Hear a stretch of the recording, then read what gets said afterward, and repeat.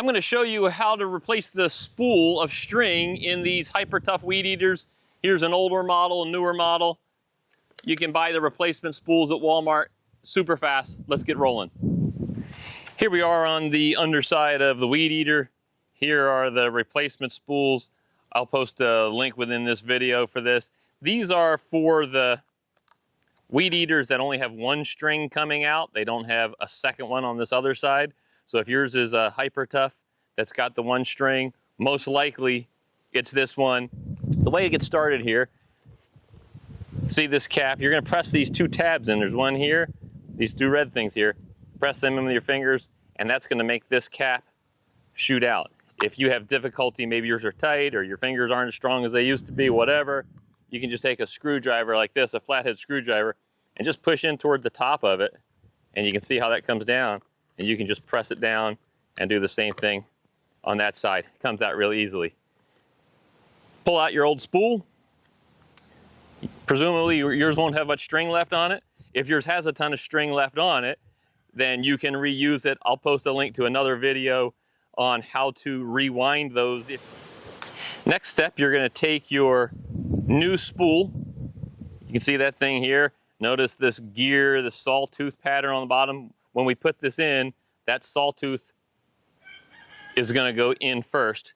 But you can see how this string is wrapped into these two holes here. Find where the string comes into the spool and just hold that with your thumb, because we're going to release this string here out of those two holes. And if you're not holding it with your left thumb there, this thing's going to unwind on you and you're going to regret things. Next, you're going to find the hole in the weed eater itself here in the head. Keep your thumb on that string. You don't want this to unwind. You're going to stick that end of the string through the hole. Keep your thumb on this. If you need to release a little bit of string, no problem. Unwind a little bit, but make sure you don't let this fully unwind. Pull it through. And you can see I'm holding the black spool and holding the string at the same time, and I'm pulling on it so it's not going to unwind. I'm just going to put that down that shaft there. Remember, the gear tooth went in first, and you're just going to wiggle that in place and make sure it went all the way down, which I felt that it did. Keep pulling the string a little bit, and you can see I'm holding this from turning. We're just trying to keep the string from unwinding. Just take your cap, find these two holes on the opposite sides, put the cap back on. I hope that made the process super easy for you.